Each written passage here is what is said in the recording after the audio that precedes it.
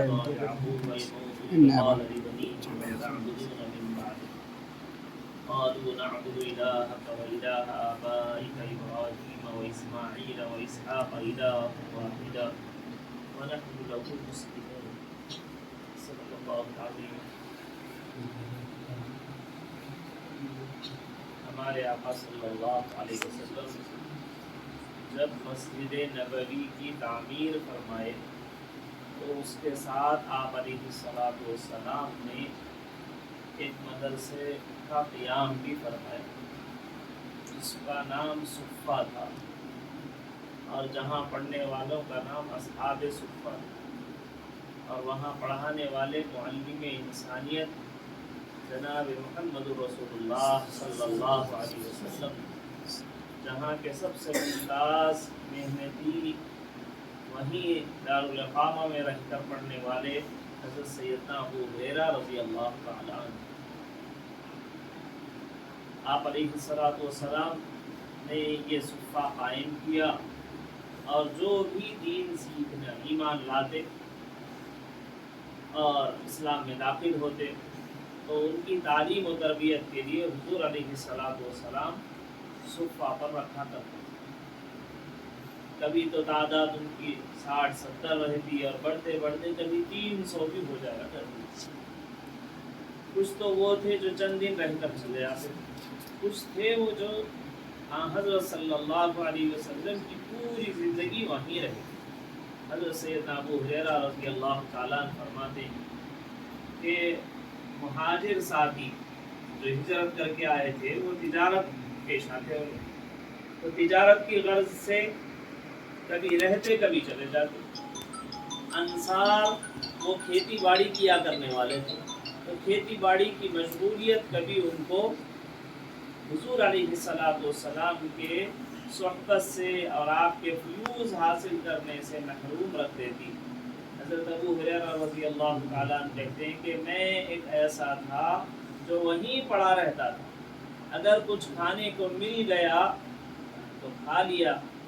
نہیں تو بھوک کے ساتھ، فاقوں کے ساتھ، تنگ دستی کے ساتھ، حالات کیسے ہی ہوں وہیں پڑا رہتا تھا۔ حضور علیہ الصلوۃ والسلام کے پاس کبھی کوئی ہدیہ آ جاتا تو آپ صلی اللہ علیہ وسلم وہاں صفہ کے پاس بھیجا دیتے۔ کھجور کٹ رہی ہے، پک رہی ہے، ٹوٹ رہی ہے تو لوگ لا کے کھجور کی شاخیں دے دیا کرتے تھے، فروشیں دے دیا کرتے تھے، آپ صلی اللہ علیہ وسلم اس میں لٹکا دیتے، جن کو جتنی ضرورت ہوتی وہ کھا لیتے۔ کبھی کوئی دودھ بھیجاتے تو آپ علیہ الصلوۃ والسلام ان کے پاس بھیجا دیا کرتے۔ حضرت ابو ہریرہ رضی اللہ تعالیٰ عنہ کا وہ واقعہ مشہور ہے کہ وہ فرماتے ہیں کہ بہت تنگی تھی، ایسے مدرسوں میں بھی آتی رہے گی تنگی۔ آپ نے فرمایا جس کو میرے سے محبت ہے ان کی طرف مصائب، ان کی طرف آزمائشیں اور ان کی طرف امتحانات ایسے آئیں گے جیسے اونچائی کی طرف سے پانی نیچے کی طرف آنا یقینی۔ ایسے ہی اب آپ پڑھ رہے ہیں تو بھی مصائب ہیں، تکلیفیں ہیں، پڑھ کر پڑھانے بیٹھ جائیں گے تب بھی آپ کے ساتھ یہ دشواریاں، یہ پریشانیاں، یہ دقتیں لگے رہیں گی۔ وہ لوگوں کے لیے جو اپنا اوڑھنا بچھونا اپنی زندگی کا مقصد دین کا یہ خدمت بنا لیتے ہیں، ان کو کبھی راحت نہیں بنتی۔ حضور صلی اللہ علیہ وسلم نے فرمایا تھا نبوت کے ملنے کے بعد لا راحت بعد اليوم، آج کے بعد راحت ہی نہیں ہے۔ ایسے ہی جو پڑھتے ہیں یا جو پڑھاتے ہیں ان کو دنیا کے اندر کوئی راحت نہیں، ان کی راحت تو قبر میں جا کر ہوگی۔ ان کو اپنوں سے بھی پریشانیاں رہیں گی، ان کو غیروں سے بھی دشواریاں رہیں گی، ان کو حکومتوں سے بھی ٹکرانا رہے گا، ان کو مالداروں کی بھی ان کی خوش کرنے کی باتیں کرنا پڑے گا، بہت سارے مصائب آئیں گے، تو ان ساری تکالیف کو برداشت کرنا ہے۔ اور مدرسے میں رہنے والے کو وہ صرف وقت سکھا دیتا ہے۔ تو حضرت ابو ہریرہ رضی اللہ تعالیٰ عنہ فرماتے ہیں کہ ایک مرتبہ میں بہت بھوکا تھا، کھانا بنا ہی نہیں اور کوئی چیز ملی ہی نہیں، فاقے ہو گئے۔ کئی دن کے فاقے کے بعد تھوڑا سا دودھ آیا تو آپ صلی اللہ علیہ وسلم نے بلایا تو وہ خوش ہو گئے کہ مجھے دیں گے شاید۔ آپ نے فرمایا ابو ہریرہ یہ لے جاؤ اور وہ جتنے صفہ پر ہیں ان سب کو بلا لاؤ، سب کو بلا لائے، اور دل میں وہ خیال کر رہے ہیں کہ ایک پیالہ دودھ کا ہے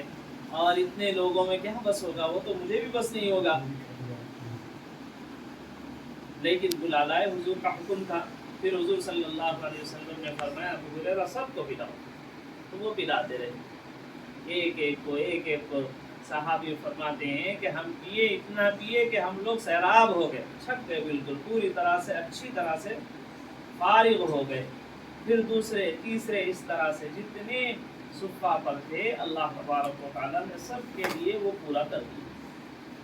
تو جیسے اس وقت میں اللہ تبارک و تعالیٰ نے اس دودھ کے اندر برکت دے کر سب کا پیٹ بھر دیا تھا، ایسے ہی اللہ تبارک و تعالیٰ پڑھنے والے اور پڑھانے والوں، ان کی تنخواہیں، ان کا کھانا، ان کا معاش تھوڑا ہی ہوگا، لیکن اللہ اس کے اندر برکتیں ایسے عطا فرما دیں گے کہ ان کی ضرورتیں پوری ہو جائیں گی۔ اچھے اچھے مالدار دیکھ کر تھک جائیں گے، اور اچھے اچھے مالدار حیران ہو جائیں گے کہ ہماری تنخواہ تو 1.5 لاکھ ہے اور ہم کو قرض ہو جاتا ہے، دشواری ہو جاتی ہے، اور یہ بیچارے 1,500 ہے اور ان کی ضرورتیں پوری ہو رہی ہیں، اور جب دیکھو ان سے پوچھ لو کہ کیا حال ہے تو کہتے ہیں بہت اچھا حال، ان کے کپڑوں پر استری بھی نہیں ٹوٹتی ہے اور دھبا بھی نہیں آتا ہے، اور ان کا حال یہ ہے کہ روزانہ ان کو دشواری، اور روزانہ ان کا رونا ہے، روزانہ ان کی پریشانی ہے، روزانہ ان کے اوپر قرض کا بوجھ ہے، کریڈٹ کارڈ لے کے قرض لے کے ڈوب جا رہے ہیں، تنخواہ آ رہی ہے اور کہاں ختم ہو جا رہی پتہ نہیں چلتا، ایسا دنیا دار۔ حضرت سیدہ مریم علیہ السلام اپنے آپ کو دین کی خدمت کے لیے فارغ کر دی تھی، ان کی امی جان نے منت مانی تھی، انی نذرت لک ما فی بطنی محررا فتقبل منی انک انت السمیع العلیم۔ حضرت مریم علیہ السلام کی امی جان نے منت مانی کہ جو بھی بچہ ہوگا میں اس کو دین کی خدمت کے لیے فارغ کر دوں گی۔ چنانچہ حضرت مریم علیہ السلام پیدا ہوئی تو لے جا کر اس زمانے میں سب سے بڑی جگہ جہاں پر رہبان، علماء، مشائخ، ربانیین رہنے کی جگہ وہ بیت المقدس تھا، وہاں لے جا کر حضرت مریم علیہ السلام کو چھوڑ دیا گیا۔ حضرت زکریا علیہ السلام نے ان کی تربیت کی، تو وہ اپنے آپ کو دین کے لیے فارغ کر چکی اور یکسو ہو کر ذکر و تلاوت میں، عبادت میں، مراقبوں میں، اور اس زمانے کی جو عبادت کی شکلیں تھیں اس میں اپنے آپ کو لگائیں۔ تو اللہ تبارک و تعالیٰ کا کرم ایسا ہوا کہ اللہ تبارک و تعالیٰ ان کے اس خلوص کی وجہ سے، اس محنت کی وجہ سے، اپنے آپ کو اللہ کے لیے فارغ کر دینے کی وجہ سے اللہ جنت کا رزق ان کے لیے ان کے کمرے میں اتار رہے ہیں۔ حضرت زکریا علیہ السلام فرماتے ہیں کلما دخل علیہا زکریا المحراب وجد عندها رزقا، جب بھی وہ کمرے میں آتے، کمرہ تو باہر سے بند ہوتا، کھانا لینے کے لیے دینے کے لیے آتے، تو جب بھی کمرے میں داخل ہوتے تو پہلے سے کھانا وہاں رکھا ہوا ہوتا، اور جو کھانا یہ لا رہے ہیں اس سے عمدہ کھانا رہتا، جو پھل یہ لے کے آ رہے ہیں اس سے عمدہ پھل ہوتے، اور ایسے پھل جو اس علاقے میں اور اس زمانے میں اور اس موسم میں نہیں مل رہے ویسے پھل رکھے ہوئے ہوتے۔ تو انہوں نے کہا انا لکی ھذا، بیٹی یہ تمہارے پاس کہاں سے آ جاتے ہیں، یہ تو ہمارے علاقے میں ملتا ہی نہیں ہے، پھل یہاں ہوتا ہی نہیں، یہ کہاں سے تمہارے پاس آیا؟ قالت هو من عند اللہ، انہوں نے کہا یہ سب اللہ کی طرف سے ہے، ان اللہ یرزق من یشاء بغیر حساب، اللہ تعالیٰ جس کو چاہتے ہیں بغیر حساب کتاب کے بے شمار دولت عطا فرما دیتے ہیں۔ تو میرے بھائیوں، دین کی اس محنت کے اندر اور اس مدرسے کا جو قیام ہے، یہ در حقیقت حضرت رسول اللہ صلی اللہ علیہ وسلم کی وہ سنت جو آپ نے مسجد نبوی میں شروع فرمائی تھی، گویا کہ اس سنت کی اتباع ہے۔ آپ نے جہاں کہیں نئی بستی قائم ہوتی مسلمانوں کی